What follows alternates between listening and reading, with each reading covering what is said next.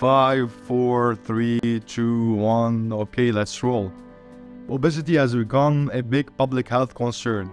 Governments and organizations have created an entire industry to solve this problem.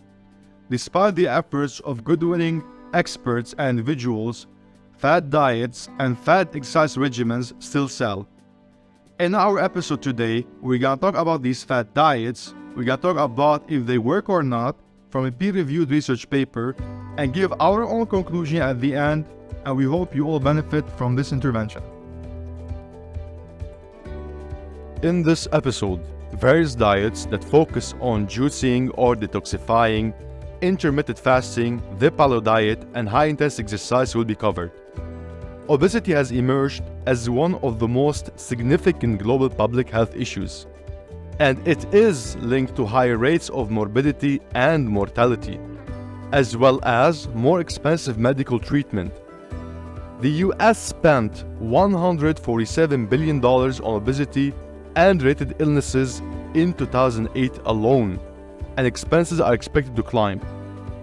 An entire industry has been developed to create and promote fad diets and exercise regimens as a result of how widespread and expensive obesity has become.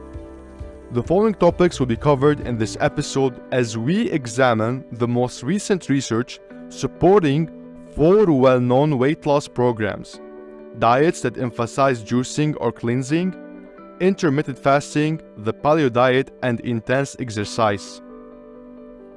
Let's start by juicing and detoxification diets. Detoxification diets and juicing have long been and are still used as weight loss management strategies. The phrase juicing or detoxing typically refers to a brief period of time, typically less than 2 weeks, during which all calories taken come from juices and additional supplements chosen in accordance with the particular juicing diet, such as the Master Cleanser, the Lemon Detox Diet, the Liver Cleansing Diet, and Martha's Vineyard Detox Diet. The majority of these diets include liquids and supplements that serve as a meal replacement for duration of 2 to 21 days. The use of laxatives is also a common component of the programs. And the Huber Purification Rundown Cleanse even calls for spending up to 5 hours each day in a sauna. The idea behind weight loss is that there is a substantial decrease in caloric intake, in addition to the loss of water weight and fecal matter when laxatives and saunas are included. Some of these diets offer just 400 calories per day since they are so restrictive. In conclusion, these incredibly low calorie diets cause stress hormones like cortisol to surge, which may have additional detrimental downstream consequences, including stimulating hunger, which can result in rebound weight gain through binge eating. Let's move on. Intermittent fasting.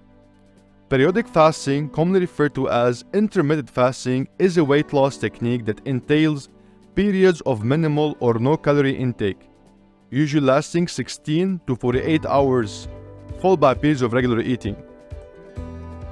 The length of time spent fasting and the amount of calories that can be consumed during the fasting phase might vary greatly depending on the intermittent fasting diet. During this fasting period, a number of metabolic changes take place, including decreased glucose levels, decreased glycogen storage, decreased fatty acid mobilization, decreased leptin, and maybe increased alertness. Due to the fact that calorie consumption is typically lowered by roughly 25% relative to the person's baseline calorie intake, intermittent fasting diets generally result in weight loss. In conclusion, although intermittent fasting diets are becoming more and more popular as a weight loss strategy, there are still very few research that evaluate its effectiveness and potential drawbacks. Paleo diet. The Paleolithic diet was developed to resemble how prehistoric humans consumed solely whole, unprocessed foods.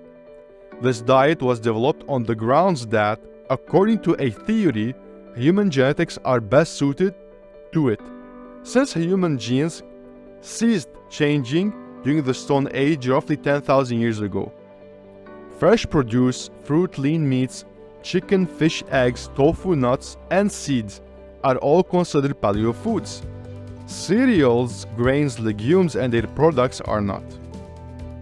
Melbergs and colleagues conducted the largest randomized control study, which involved 70 postmenopausal obese women who were given either a paleo diet or a Nordic nutrition recommendations diet. At the end of 6 months, those who followed the paleo diet significantly improved in terms of weight loss and fat loss. However, at 24 months, there was no difference in these parameters. The fact that these foods are typically more expensive is one of the criticisms of the paleo diet, and the higher cost may make this sort of diet unaffordable for some people. Weakness, diarrhea, and headaches are a few potential adverse effects that study participants have mentioned. High-intensity training. Although high-intensity training has long been a technique used by professional athletes to improve their athletic ability, it has only lately gained popularity as a method for the general public to lose weight. High-intensity training consists of brief periods of maximal intensity work, followed by rest intervals. When compared to moderate intensity training, such as long-distance running or cycling at a moderate speed, this is very different. 24 men and 17 women with normal body fat percentages who did not frequently exercise at baseline were enrolled by Bagley and colleagues. Participants in the study were asked to complete 4 sets of 20-second sprints with 2 minutes of low-intensity cycling in between, for a total of 12 weeks. Participants showed a 1.2 decrease in body fat and 1.2 increase in lean body mass after 12 weeks. And it's very interesting to note that positive changes in body composition were seen after only completing a total of 80 seconds of sprints and 8 minutes of low-intensity exercise 3 days a week for a period of 12 weeks. But one drawback of this program is that it doesn't accept those with physical disabilities or serious comorbidities who can't engage in high-intensity training. Our conclusion: juicing or detoxifying diets cause weight loss as a result of their stringent calorie restrictions. However, they are not long-term maintainable. Even while people may lose weight while on the diet, once the program is stopped, they frequently gain the weight back. By lowering weekly calorie consumption overall, intermittent fasting appears to promote weight loss. Although there is very currently little research on humans, it is a more sustainable choice than juicing diets. The paleo diet seems to produce significant short-term gains in weight reduction and other metabolic parameters, but for some people, it may not be a realistic diet because of the expense, the time commitment, the side effects, and questionable long-term benefits. Although HIIT appears to provide significant advantages for weight loss and only takes a little time commitment, it might not be practical for people with physical limitations, which could include a significant number of obese people.